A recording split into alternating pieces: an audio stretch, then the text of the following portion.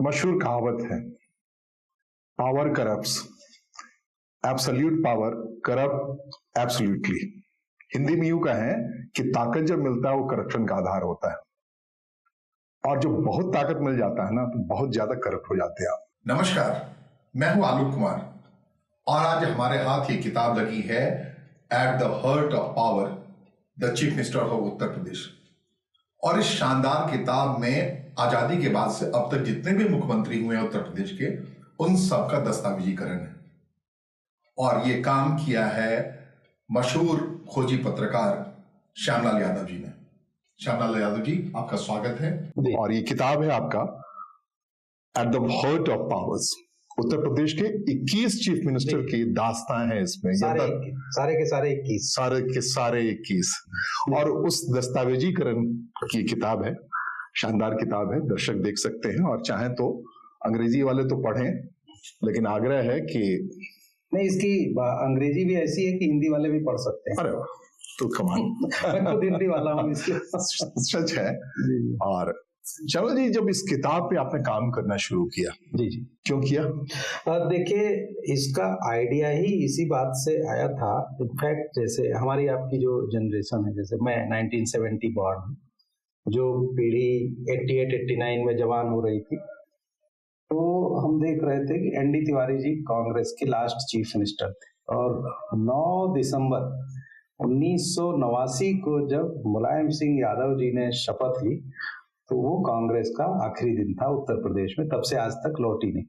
तो मुलायम सिंह ने उसको, प्रदेश को कांग्रेस मुक्त बनाया। बात ये है। तो ये किताब का आइडिया यहाँ से आया ना कि हम अब 89 से इतना समय हो गया, हमारी जो जनरेशन है उस समय जो जवान हो रही थी और अब जो काम धाम में अपने लगे हुए हैं, तो सभी वर्गों के लोग, मतलब अब हम लोग पत्रकार के नाते हम आप सभी राजनीतिक कार्यकर्ताओं के संपर्क में रहते हैं, एकेडमिशियन के संपर्क में रहते हैं, जो भी हर तबके के संपर्क में रहते हैं, मिलते जुलते रहते हैं, गवर्नमेंट ऑफिशियल्स हैं, ब्यूरोक्रेट्स। तो हमारा अंदाज ये लग रहा था कि मुलायम सिंह जी के पहले का यूपी किसी के दिमाग में कुछ है ही नहीं। लोगों ने ये तो सुन रखा है कि Govind Vallabh Pant was the first chief minister, और सुचित्रा कृपलानी जी थी जो पहली महिला मुख्यमंत्री थी, लेकिन उनको एकदम आइडिया नहीं। उनसे पूछिए कि चौधरी चरण सिंह चीफ मिनिस्टर थे, कब बने, क्या उनके कोई काम याद हो, तो उनका जो जमींदारी उन्मूलन में उनका जो प्रयास था वो सबको याद है, और वो तब था जब वो रेवेन्यू मिनिस्टर थे गोविंद वल्लभ पंत की सरकार में। चीफ मिनिस्टर के नाते उन्होंने कई काम, हालांकि उनको 2 बार में मिला के 1.5 साल से ज्यादा का टाइम नहीं मिला, लेकिन अब ऐसे कई सारे लोग हैं, कमलापत त्रिपाठी हैं, एच.एन. बहुगुणा हैं, वीपी सिंह हैं। अब लोग ये तो बात करते हैं कि आजकल बहुत एनकाउंटर हो रहे हैं योगी जी के राज में, लेकिन अगर वीपी सिंह के टेन्योर वाले एनकाउंटर का अगर हिसाब लगा ले तो लगेगा कि योगी जी वाले तो कहीं कुछ ही नहीं है। कुछ बोला हाउस में बोला था एनकाउंटर पे, उन्होंने क्या बोला था? उन्होंने बोला था, उन पर बहुत आरोप लग रहे थे, और एक मोहन सिंह एक जो थे उस समय सोशलिस्ट लोकदल के, जो बहुत वोकल थे जब उनकी सरकार थी, तो वो बार बार आरोप लगाते थे कि आपकी सरकार जो है वो ऐसे लहूलुहान करने में लगी है, नवयुवकों को मारने में लगी है, फेक एनकाउंटर में लगी है। तो वीपी सिंह ने एक बार जो है असेंबली में बोला था कि मेरे हाथ खून से लथपथ हैं, लेकिन ये खूनियों के खून से लथपथ है। तो उस समय डकैती वाला रिजीम था। तो आपने पूछा ये आइडिया कहाँ से? आइडिया तो मेरा आइडिया इसी में से आया कि उत्तर प्रदेश जैसा राज्य, जहाँ 2007 तक कोई भी सरकार एक असेंबली में 5 साल नहीं पूरा कर पाई, और जो इतना राजनीतिक तौर पर अहम प्रदेश है, वहां के लोगों को, हमारी आपकी जनरेशन जो अभी हर फील्ड में अपना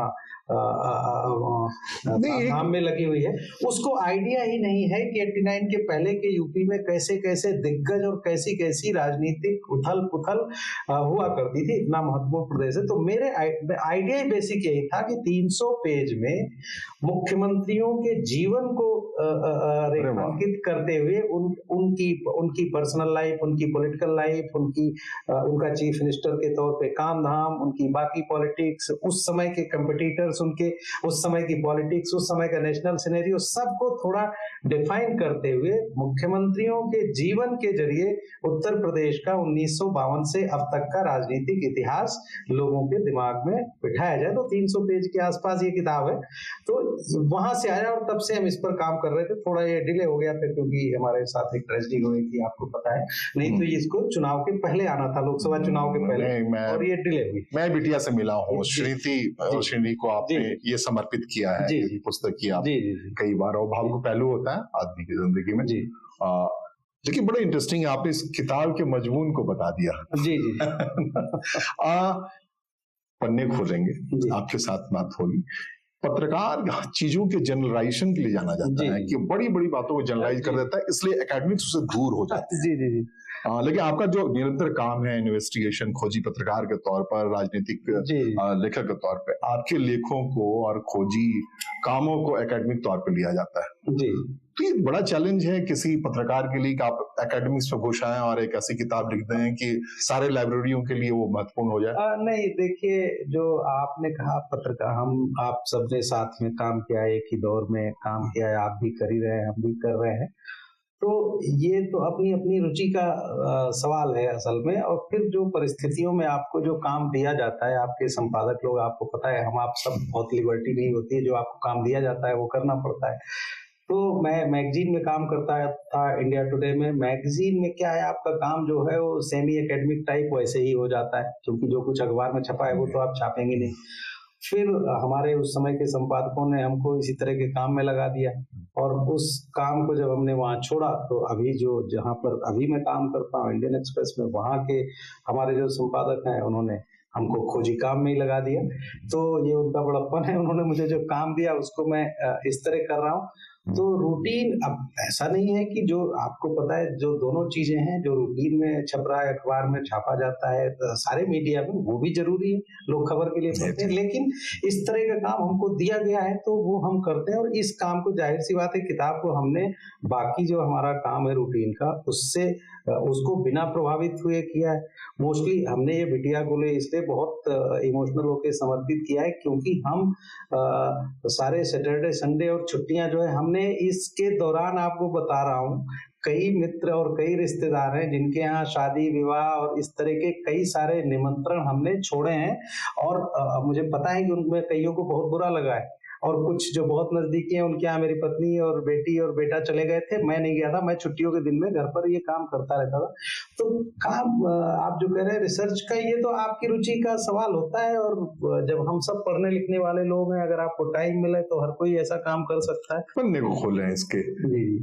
खोजी पत्रकार के नाते आप खुदाई करते हैं, डिगिंग में ऐसा कौन सा चीज मिला आपको? मैं बहुत पहले नहीं जा रहा हूँ, मैं इधर पहले इधर बात करें 89 और 90 जो हम आपने आंखों से देखा है, कौन से रोचक तथ्य मिले मुलायम सिंह के बारे में आपको, या मायावती के बारे में, या फिर कल्याण सिंह के बारे में, या फिर योगी आदित्यनाथ और राजनाथ सिंह के बारे में? नहीं, मैं आपको बता रहा हूँ। देखिए, मुलायम सिंह जी जब 89 में चीफ मिनिस्टर बने, तो उसके पहले, मीन्स 89 तक, आप अगर उत्तर प्रदेश की पॉलिटिक्स को, नॉर्थ इंडिया की पॉलिटिक्स को एनालाइज करते हैं, तो 89 जो था वो तीसरा फेज था जो कांग्रेस पर को तगड़ा झटका लगा था। पहला था 67 में, जब 9-10 राज्यों में, उत्तर प्रदेश में, बिहार में, बंगाल में, हरियाणा में, राजस्थान में नहीं बन पाई थी। मध्य प्रदेश में 3 महीने बाद गोविंद नारायण सिंह की सरकार, संविद सरकार, तो संविद सरकारों का ये चलन पंजाब तक में बन गई थी।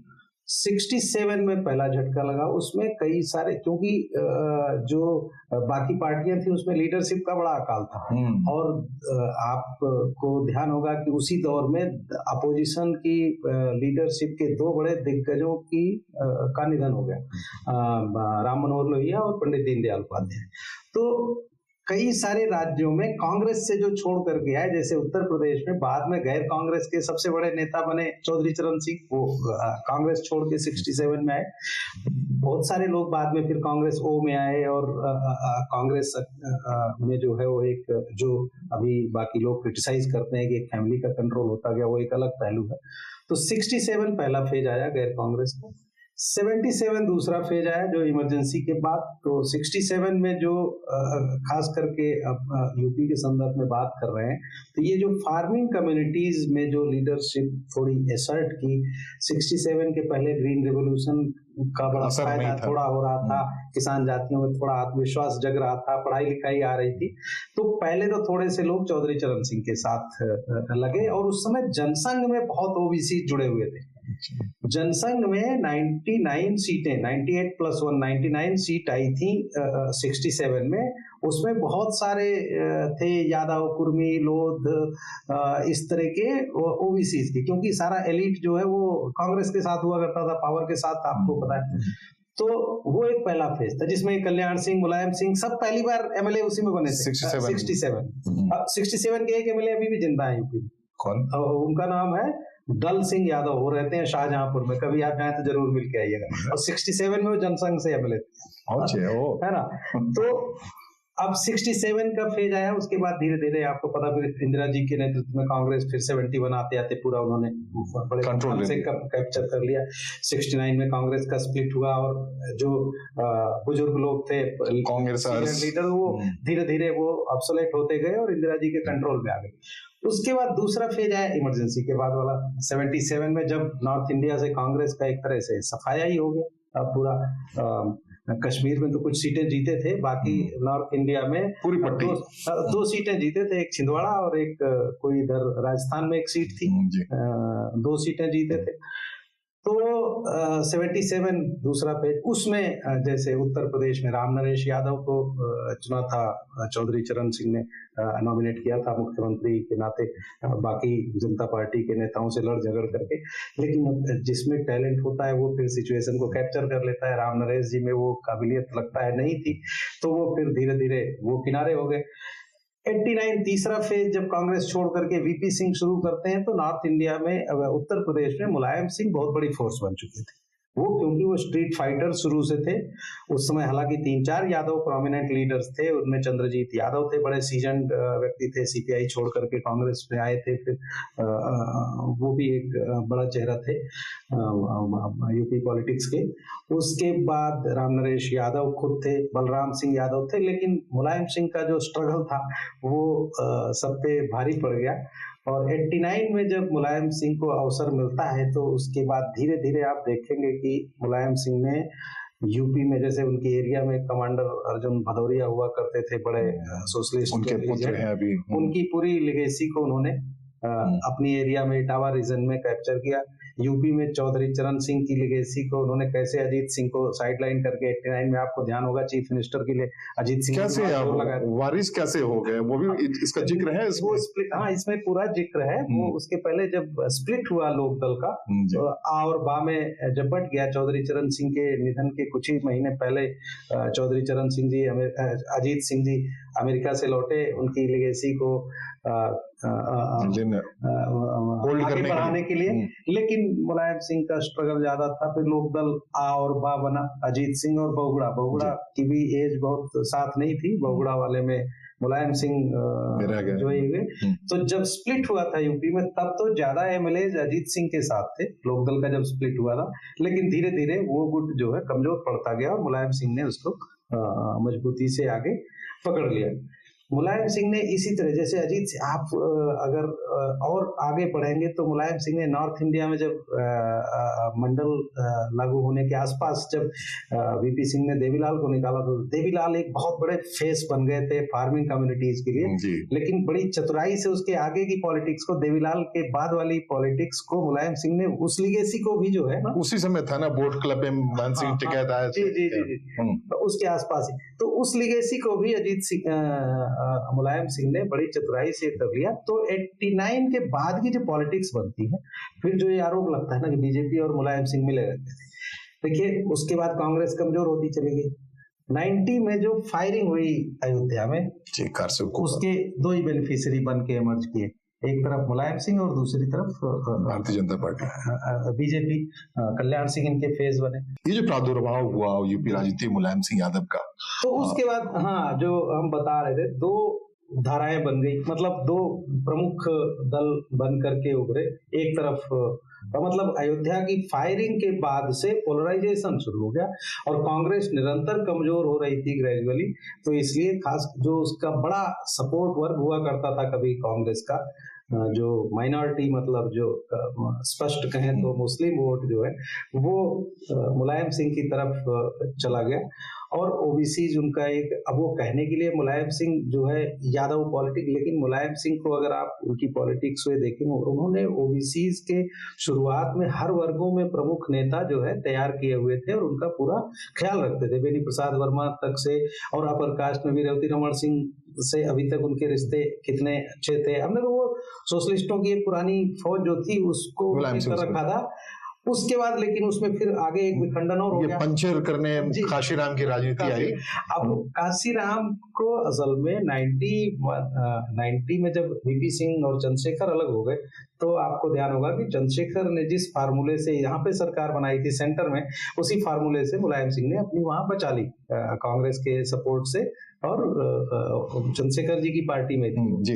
लेकिन थोड़े दिनों बाद इसी बीच में कांशीराम उनके संपर्क में है, और कांशीराम को तब तक जब ये 87-88 में जो ये बाई इलेक्शन हुआ था बिजनौर में, शायद 86 में, जब मायावती को तीसरे नंबर पे आई थी, उसमें बिजनौर से आ गई थी। बिजनौर बाई इलेक्शन हुआ था, चौधरी गिरधारी लाल होते थे, बड़े पुराने नेता थे, एक बार असल में वो चीफ मिनिस्टर बनते बनते रह गए थे, बड़े दलित नेता थे, उनकी डेथ हो गई थी, कांग्रेस में थे वो उस समय, तो सीट खाली हुई थी, वहां से मीरा कुमार लड़ी थी। मीरा कुमार के बाद रामविलास पासवान लोकदल से थे, वो नंबर 2 थे, और नंबर 3 पर आ गई थी मायावती।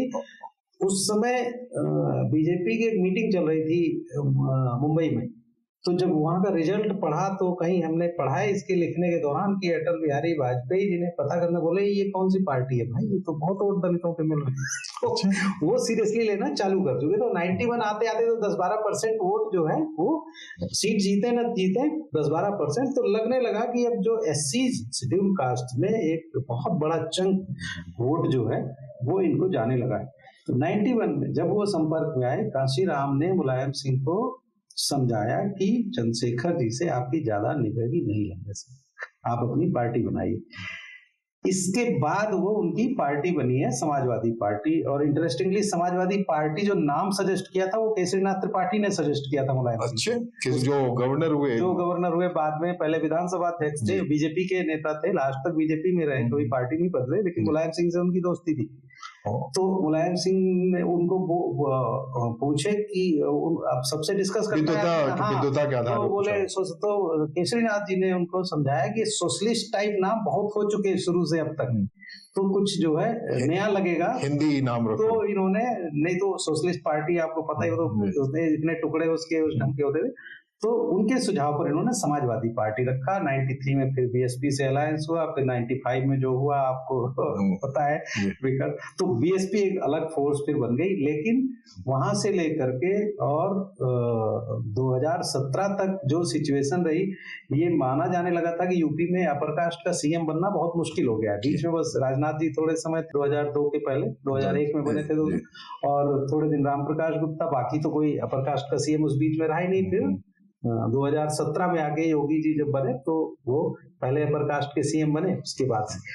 तो 89 के बाद की जो पॉलिटिक्स है उसमें देखिए, आप उसको क्रिटिसाइज इनको जो भी करिए, लेकिन जो समावेशी पॉलिटिक्स हुई है, जिसको जो ग्राउंड लेवल पर अगर आप जाते हैं तो आप जिसको अप्रिशिएट करेंगे, ओबीसीज को थोड़ा बहुत पावर तो दिखा दी थी चौधरी चरण सिंह ने, उसके बाद राम नरेश यादव के टाइम पर, लेकिन असल में वो पावर कॉरिडोर में लखनऊ में पहुंचा है मुलायम सिंह के रिजीम।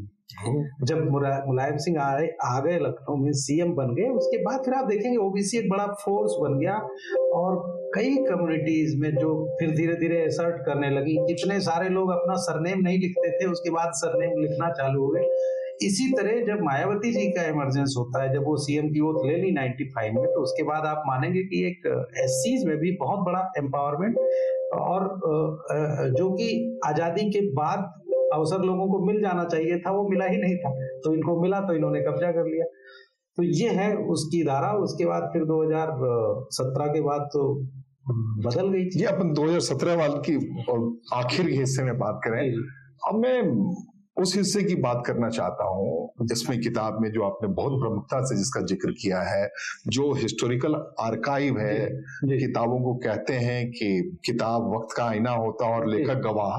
तो आपने गवाही क्या दी है 1952 से, जो उत्तर प्रदेश के मुख्यमंत्रियों के बारे में कौन थे और किस कैरेक्टर के वो पुरखे थे उत्तर प्रदेश के मुख्यमंत्री? 52 जब देखिए उत्तर प्रदेश जो है राज्य तो पुराना था, यूनाइटेड प्रोविंस पहले कहा जाता था। और ये शायद कम लोगों को पता होगा, वैसे बहुत सारे लोगों को पता होगा कि जब यूनाइटेड प्रोविंस से इसका नाम बदलना था तो 39 में फर्रुखाबाद में प्रदेश कांग्रेस कमेटी की मीटिंग हुई थी और उसमें इसके नामों पर चर्चा हो रही थी कि इसका नाम क्या रखा जाए। तो एक सजेशन इसमें बड़ा गंभीरता पूर्वक था, आर्यावर्त इसका नाम रखा जाए। इस राज्य का जी, इस राज्य का, जिसके पक्ष में थे पुराने, जैसे डॉक्टर संपूर्णानंद बाद में सीएम बने, वो खुद आर्यावर्त बनाना चाहते थे उत्तर प्रदेश में। हाँ, ऐसे कई लोग थे, लेकिन दूसरा खेमा तो नेहरू जी ने वीटो किया। उनका जो ये था कि नहीं, बड़े ज्यादा लोग इस फेवर में निकले उत्तर प्रदेश के, तो इसका नाम उत्तर प्रदेश रखा गया। और जब से पहला चुनाव जब हुआ 1952 में, तो गोविंद बल्लभ पंत बहुत स्वाभाविक दावेदार थे। उसके पहले हालांकि वो प्रीमियर थे, वो तो 37 से ही थे। बीच में जब सेकेंड वर्ल्ड वॉर के टाइम पे इस्तीफा हुआ था तो नहीं थे, बाकी टाइम वही कंटिन्यू कर रहे थे। उस समय क्या, उस समय प्रीमियर ना, वो उत्तर प्रदेश नाम आ गया था। उत्तर प्रदेश नहीं, यूनाइटेड प्रोविंस के प्रीमियर होते थे। हाँ। और उस समय के जो उनके कंपिटिटर थे वो बड़े लोगों में थे। उनमें रफी अहमद किदवई थे, उनमें लाल बहादुर शास्त्री जी का उस तरह का नहीं था, लेकिन पीडी टंडन का था, पुरुषोत्तम दास टंडन, जिनको बाद में भारत रत्न मिला और वो स्पीकर बने थे उस समय असेंबली के। और इसी तरह से कांग्रेस सोशलिस्ट पार्टी जब स्प्लिट हुआ, उसके पहले आचार्य नरेंद्र देव बहुत बड़े स्टालवर्ट थे और बड़े सीजन्ड पॉलिटिशियन थे। लेकिन जब सोशलिस्ट पार्टी अलग हुई कांग्रेस से, तो नरेंद्र देव जी वो सोशलिस्ट थे, उधर चले गए। लेकिन अब कोई नहीं करता है। उन्होंने जब कांग्रेस छोड़ी थी तो 13 एमएलए उनके साथ थे, कांग्रेस सोशलिस्ट पार्टी के। सबने असेंबली से रिजाइन करा और दोबारा चुनाव लड़ा। क्या था इंसिडेंट? क्या था इंसिडेंट? मतलब कांग्रेस सोशलिस्ट पार्टी तो कांग्रेस में थी जी। जब सोशलिस्टों ने तय किया कि हम अलग पॉलिटिकल पार्टी बनाएंगे, तो पहले जीते थे कांग्रेस के नाम पर, तो बोले रिजाइन करने के बाद, नई पार्टी बनाने के बाद बोले हम असेंबली से रिजाइन करेंगे और फिर से चुनाव लड़ेंगे। नैतिकता का तभी आलम था। और पावर में एकदम, पावर में भी नैतिकता एकदम। और आचार्य नरेंद्र देव को हराने के लिए 1949 में अयोध्या की जो बाई इलेक्शन हुआ, कॉन्स्टिट्यूशन के पहले ही, मतलब इसमें तो पूरी ताकत लगा दी थी गोविंद बल्लभ पंत। अब वो अपने कंपटीटर को हर कोई निपटाता है। उस समय जो है बाबा राघव दास कैंडिडेट बनाए गए थे। अयोध्या कॉन्स्टिट्यूंसी की बात कर रहे हैं। अयोध्या कॉन्स्टिट्यूंसी में आचार्य नरेंद्र देव के बारे में वहां खूब दुष्प्रचार किया गया कि ये नास्तिक आदमी है और जो है अधर्मी है, और उनके खिलाफ जो हुआ, ये जो बाबा राघव दास के लिए जो है उनके जो प्रचार करते थे लोग, घर घर तुलसी का पौधा बांटते। बाबा राघव दास को किस पार्टी से थे? बाबा राघव दास जो है वो मेरा ख्याल है वो इंडिपेंडेंट थे। अच्छा। और बाबा राघव दास वही जिनके नाम पे मेडिकल कॉलेज बना रखा है। तो उसके बाद जो है रफी अहमद किदवई सेंटर बुला लिया था इन्होंने, सेंट्रल पॉलिटिक्स में आ गया था। तब वो फैजाबाद सीट होता था या फिर अयोध्या? फैजाबाद सदर जी। तो रफी अहमद किदवई को नेहरू जी इधर ले आए थे सेंटर में, लाल बहादुर शास्त्री को इधर ले आए थे। लाल बहादुर शास्त्री 1952 का चुनाव असेंबली भी जीते थे, लोकसभा भी जीते थे, फिर वहां से रिजाइन करके इधर आ गए। तो वहां एक छत्र राज जो है पंत साहब की पर्सनालिटी बहुत बड़ी थी। असल में नेहरू जी उनका बड़ा लिहाज करते थे। क्योंकि जब साइमन कमीशन का प्रोटेस्ट हो रहा था लखनऊ में, तो पंत जी की कदकाठी बहुत लंबी थी, लंबे थे, मजबूत थे। वो नेहरू जी जो लाठी चार्ज हुआ था तो वो नेहरू जी के ऊपर लेट गए थे। गोविंद वल्लभ और पंत। गोविंद वल्लभ पंत का जब तक वो जीवित रहे उनकी गर्दन ऐसे हिलती थी, इतनी चोट उनको लगी थी। उसका लिहाज किया नेहरू जी की आत्मकथा में, उन्होंने उसका जिक्र किया है कि कैसे पंत जी की वजह से वो बच गए थे। इसमें वो इसका जिक्र है आपके किया है। तो लिहाज तो करते थे, लेकिन नेहरू जी भी एक लेवल पर सोचते थे कि चीफ मिनिस्टर उनको बनाया जाए, बीडी टंडन को। बीडी टंडन का फार्मर्स मूवमेंट में बड़ा रोल था, लेकिन अब दोनों दिग्गज थे और उसमें जो कांग्रेस वर्किंग कमेटी थी वो पंत जी के फेवर में थी, तो पंत जी का नाम प्रिवेल किया, वो रहे। लेकिन अब उसके बाद सिलसिला एक शुरू होता है बहुत ही खराब, जो 2007 तक जारी रहा। हमेशा ये होता आया है कि उत्तर प्रदेश का जो मुख्यमंत्री है, आप अगर उसकी पर्सनालिटी एनालाइज करेंगे, उसकी पॉलिटिक्स एनालाइज करेंगे, तो जैसे ही वो चीफ मिनिस्टर की शपथ लेता है तो उसको प्रधानमंत्री बनने का सपना पहले आ जाता है और काम बाद में शुरू करता है। वो अभी तक चल रहा है। वो आप कल्याण सिंह जी के टाइम में आपने देखा कि वाजपेयी जी का कैसे टशल हुआ, अभी जो हो रहा है उसमें सब आपको पता है, बोलने की जरूरत नहीं है। वो तो करेंगे, अभी 2017 की बात हम करेंगे।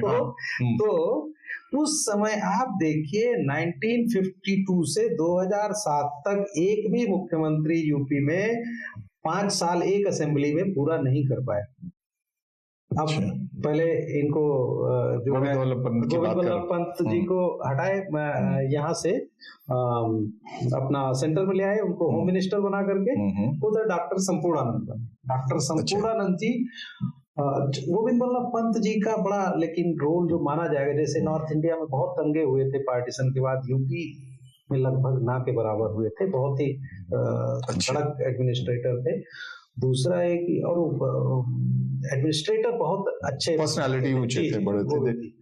तो दूसरा जो है जमींदारी उन्मूलन बहुत बड़ा काम है, जो यूपी उन राज्यों में से है जहां इफेक्टिवली ये इम्प्लीमेंट हो गया ग्राउंड। ये पहले मुख्यमंत्री ने कर दिया था, पहले मुख्यमंत्री ने कर दिया था, उसके भी पहले शुरू हो गया था काम। इसलिए आप देखेंगे कि नक्सलवाद जो है दूसरे राज्यों में तो है, यूपी में ना के बराबर है। वो 1-2 जिले उधर बिहार के, और इसलिए कि जमींदारी उन्मूलन, जिसमें उनके रेवेन्यू मिनिस्टर चौधरी चरण सिंह थे और मुख्यमंत्री ये थे पंत साहब। तो गांव में जमींदारी उन्मूलन, लोगों से जमीनें ले करके, बड़े काश्तकारों से, किसी को अगर 1 बीघा भी जमीन मिल गई भूमिहीन को, तो 1 बोरा चावल और 2 बोरा गेहूं हो जा रहा है, तो साल भर उसको खाने का संकट नहीं बचा था ना। इसलिए यहाँ उस तरह का नक्सलिज्म नहीं है, क्योंकि थोड़ी थोड़ी जमीन सबको मिल गई। ये बहुत बड़ा काम पंत साहब की सरकार ने कर दिया था। उनके बाद आए डॉक्टर संपूर्णानंद जी। डॉक्टर संपूर्णानंद जी बहुत विद्वान व्यक्ति थे। यहाँ प्रेम महाविद्यालय एक मथुरा में है, जो राजा महेंद्र प्रताप का बहुत ही फेमस ये है, इसमें पढ़ाए थे। डूंगरपुर कॉलेज में पढ़ाए थे, इंदौर के एक महाविद्यालय में पढ़ाए थे। बड़े विद्वान व्यक्ति थे। तो उन्हीं के नाम पर संस्कृत यूनिवर्सिटी है। संस्कृत यूनिवर्सिटी उन्होंने बनाई थी कॉलेज से, इसलिए उनके निधन के बाद उसका नाम संपूर्णानंद संस्कृत यूनिवर्सिटी बन गया। वैसे जात बिरादरी की पॉलिटिक्स में लोगों को पता रहे, संपूर्णानंद जी एकमात्र कायस्थ चीफ मिनिस्टर यूपी के अब तक बने। क्या मतलब उस समय तो लाल बहादुर शास्त्री भी थे? नहीं, लेकिन मुख्यमंत्री नहीं थे ना। मुख्यमंत्री नहीं बन पाए, लेकिन मुख्यमंत्री के दावेदारों में नहीं थे। संपूर्णानंद को जो बना दिया तो क्या? नहीं, सब लाल बहादुर शास्त्री जी कभी सीएम के दावेदार, उसके बाद तो फिर इधर आ गए थे ना सेंटर में जी। वो उधर फिर स्टेट पॉलिटिक्स से वो चले आए थे। उनकी पर्सनालिटी कैसी थी? लोग तो हर कोई याद करता है, जो कायस्थों की बात होती है तो उत्तर प्रदेश में शास्त्री जी की बात होती है। उस फेज में जो बड़े दिग्गज यूपी में हुआ करते थे, जब 52 की असेंबली में, तो हम मानेंगे उसमें 3 ही दिग्गज हुआ करते थे। एक गोविंद वल्लभ पंत, एक संपूर्णानंद, एक सीबी गुप्ता। इनमें भी जो है बाद में सीबी गुप्ता की बहुत डैशिंग पर्सनालिटी। संपूर्णानंद की कहानी, संपूर्णानंद जी की बात, एक संपूर्णानंद जी चीफ मिनिस्टर बन गए और 2 असेंबली में रहे, मतलब 51 पहली वाली असेंबली में कुछ समय बचा था, फिर दूसरी असेंबली में 1960 में उनको हटना। अब वो जैसी पॉलिटिकल गलती किए वैसा कोई चीफ मिनिस्टर कर ही नहीं सकता। आपको अभी आपको ध्यान होगा 2019 में योगी जी के खिलाफ करीब 100 बीजेपी के एमएलए ने धरना दिया था। हाँ। तो ये पहली बार नहीं हुआ था। अच्छा। 1959 में एक जो है चतुर्भुज शर्मा होते थे, जुगल किशोर शर्मा, अच्छा, यहाँ के मथुरा के थे वो, गोवर्धन के शायद वो एमएलए थे, बड़े वो भी बड़े नेता थे। उन्होंने क्या किया, वो विरोध शुरू हो गया। असेंबली के अंदर 100 एमएलएज ने, करीब 98-99 एमएलएज ने खड़े होकर के कहा, ये शर्मा जी उनके नेता थे, बोले कि हम इस सरकार के काम का, सब कांग्रेस के एमएलए बोले, हम इस सरकार के कामकाज से सहमत नहीं है और सरकार बहुत गलत दिशा में काम कर रही है वगैरह वगैरह, खूब क्रिटिसाइज किए। बोले लेकिन हम लोग वोट कांग्रेस को ही देंगे। तो इन्हें क्या गलती, क्यों इस नाराजगी क्यों? संपूर्णानंद जी के स्टाइल ऑफ फंक्शनिंग से नाराज थे वो। चीफ मिनिस्टर से किन किन वजहों से लोग नाराज होते हैं आप जानते हैं। तो वो चला, बाद में मैनेज हो गया, बाद में तो कर लिया, लेकिन उसी समय 59 में चौधरी चरण सिंह ने इस्तीफा दे दिया सरकार से, बहुत लोगों ने इस्तीफा दे दिया था। सीबी गुप्ता, संपूर्णानंद जी को लगता था कि ये सीबी गुप्ता सब करवा रहे हैं, अच्छा, चंद्रभान गुप्ता। तो 1960 में चंद्रभान गुप्ता के साथ एक बड़ी प्रॉब्लम हुई। जैसे सिराथू में केशव मौर्य जी हार गए, तो 1957 का चुनाव मुख्यमंत्री के बड़े दावेदार थे सीबी गुप्ता, और लखनऊ से अपनी सीट हार गए। उनके साथ उनके भी दुश्मन खूब थे। तो उनका वो हार गए, और एक साल बाद उनके लिए एक विधायक ने सीट अपनी खाली की कि उपचुनाव में आ जाएंगे। तो मौदहा एक सीट है बुंदेलखंड में, हमीरपुर जिले में, मौदहा की सीट एक एमएलए ने खाली की कि गुप्ता जी आप यहाँ से लड़ जाइए। गुप्ता जी वहां से लड़े, तो वो उपचुनाव भी हार गए। ये सारी कहानी इसमें, सारी कहानी, 2 झटका लगा उनको जबरदस्त। उसके बाद उन्होंने काफी समय तक रानीखेत से एमएलए कई बार रहे, रानीखेत को सीट बनाया, उस समय यूपी था यहाँ। तो उनके दोस्त भी बहुत थे, दुश्मन भी बहुत थे, उनको हराने के लिए। संपूर्णानंद जी गलती क्या हुई है, मैं बता रहा हूँ। संपूर्णानंद जी की गलती हुई, संपूर्णानंद जी इतने चिड़े हुए थे उनसे, गुप्ता जी से, कि 1960 में जब ये चुनाव हार गए तो संपूर्णानंद जी ने प्रदेश कांग्रेस अध्यक्ष का चुनाव लड़ा। उस समय चुनाव होते थे, ठीक से होते थे। अब संपूर्णानंद जी ने एक स्टेटमेंट दे दिया, इतने चिड़े हुए थे गुप्ता जी से, बोले अगर चंद्रभान गुप्ता चुनाव जीत जाते हैं प्रदेश अध्यक्ष, तो मैं मुख्यमंत्री की कुर्सी से। गुप्ता जी जो लखनऊ से हारे थे 57 वाला चुनाव, उसी तरह 67 में कमलापत त्रिपाठी हारे थे जौनपुर का चुनाव। वो उस समय वो सीएम की रेस में थे भाई, जब सुचेता जी बनी, ये जब चौधरी साहब बने, और शपथ तुरंत गुप्ता जी लिए थे। तो 67 का चुनाव जो है औराई से हारे थे कमलापति जी, बाद में बाई इलेक्शन में जौनपुर से जीते थे। तो 67 का चुनाव अगर वो नहीं हारे होते तो शायद गुप्ता जी की जगह वो शपथ लिए होते पहले, भले 19 दिन के लिए, लेकिन कमलापति जी लिए होते। उसी तरह से सिराथू में जो केशव मौर्य जी की हार हुई, ये बड़ा उनके लिए झटका थी। हालांकि 22 का चुनाव योगी जी को सामने करके लड़ा गया था, लेकिन अब जाहिर उनका कद तो बढ़ गया था, डिप्टी चीफ मिनिस्टर थे ही, और वो बड़ी फोर्स आज की तारीख में है। केशव मौर्य जी इस समय यूपी की पॉलिटिक्स में योगी जी के बाद सबसे बड़ी ताकत हैं। उनके यहाँ लोगों की भीड़ भी आपको ज्यादा दिखेगी, लोग, और उनका डिस्पोजल भी क्विक है, मतलब वर्कर पार्टी के लोग। लेकिन जाहिर सी बात है कि वो योगी जी के लिए जिस तरह का वो चैलेंज बन सकते थे, सिराथू जीत गए होते तो थोड़ा तो अथॉरिटी का क्षरण होता है ना, कमजोर पड़ते हैं आप। आज की तारीख में तो योगी जी अब 22 के बाद कंटिन्यू किए हैं और चल रहे हैं, अब आगे क्या होगा ऐसा तो नहीं है कि बाद में कहा जाए, फिर पूछा जाए कि क्या हुआ था सिराथू में और आपने सर ये देखिए ना भविष्यवक्ता मैं हूं ना आप है, लेकिन उत्तर प्रदेश की पॉलिटिक्स और पूरा ये जो इतिहास 1952 से अब तक का जो रहा है ना, कि नथिंग इज प्रेडिक्टेबल। बस जो सिस्टम है, जो हम आप देख रहे हैं, समझ रहे हैं, उसको देखते रहिए। क्या होगा ये कहना बड़ा मुश्किल होता है, लेकिन ये सही है कि ये सब आपके दर्शकों को समझ में आ जाना चाहिए कि यूपी में जो मुख्यमंत्री बनता है, वो अगर उसकी पार्टी की केंद्र सरकार है तो वो मुख्यमंत्री के तौर पे काम बाद में शुरू करता है, प्रधानमंत्री बनने का सपना पहले देखता है। और इसीलिए उत्तर प्रदेश के पिछड़े होने का ये भी एक बड़ा कारण है, क्योंकि उसका वहां मन लगता नहीं है। जो आजादी के बाद से, मैं एक आदमी की नहीं बात कर रहा हूँ, मैं सबकी ये बात नहीं, जब आप इंटरव्यू के आखिरी चरण में इसकी बात कर रहे हैं तो आप किसी खतरे की घंटी की बात नहीं, कर रहे हैं। मैं कतई नहीं, मैं उस पर मतलब मैं जैसा मैंने कहा, इस समय जो बीजेपी की पूरी जो पॉलिटिक्स है, आपका इशारा मैं समझ रहा हूँ, तो बीजेपी में जो डिसीजन मेकिंग है और जो उसका सिस्टम जो इवॉल्व हो चुका है, इसमें कुछ भी प्रेडिक्टेबल नहीं है असल में। पहले आप कई चीजें आप अंदाज लगा लेते थे कि ये हो रहा है तो ये होगा, ये हो रहा है तो ये होगा। इस समय आप कुछ नहीं कह सकते। दूसरा, जो पहली लाइन वो है, दूसरी लाइन ये है कि जो प्रधानमंत्री होता है, अगर उसी की पार्टी का उत्तर प्रदेश का चीफ मिनिस्टर है, तो वो हमेशा अपने को, अपनी कुर्सी को असुरक्षित महसूस करता है। तो इस कॉन्फ्लिक्ट से यूपी की पॉलिटिक्स ने वो शेप लिया है जो इसमें वर्णित है, और इसीलिए यूपी को जैसा होना चाहिए था, हमने इसमें जिक्र किया है। असल में जो हम इसमें नहीं कर पाए वो आपके दर्शकों को पता होना चाहिए था। मेरी बहुत इच्छा थी कि इनकी पब्लिक पॉलिसी और इनकी जो पॉलिसीज हैं और जो ब्यूरोक्रेसी का रोल है जो इनके साथ, वो बहुत ही घटिया टाइप की पॉलिटिक्स यूपी में ब्यूरोक्रेसी की है। वो जातिवादी जो है नेताओं से ज्यादा है, मैं आपको बता रहा हूँ। और वो ये जो यूपी में जो हालत है प्रदेश की, कि पूरे प्रदेश में अनस्किल्ड लेबर एक्सपोर्ट करने वाला स्टेट बन गया है। क्यों नहीं ऐसा, मुझे किसी दूसरे राज्य से ईर्ष्या नहीं है, लेकिन क्यों नहीं होना चाहिए था आज की मिर्जापुर में, गोरखपुर में, रायबरेली में, अमेठी में, मेरठ में और जो है बरेली में दूसरे प्रदेशों के लोग वैसे ही नौकरियां करने आ रहे होते जैसे आज सूरत में, अहमदाबाद में, चंडीगढ़ में, दिल्ली में, कलकत्ता में, मुंबई में जाया करते हैं। बहुत बहुत धन्यवाद। मैं लगता हूं मित्र के नाते नहीं, मैं एक पाठक के नाते कह रहा हूं कि ये किताब जो एकेडमिक्स तौर पे एक मेधावी जर्नलिस्ट की ओर से तैयार की गई है, इसे जरूर पढ़ना चाहिए।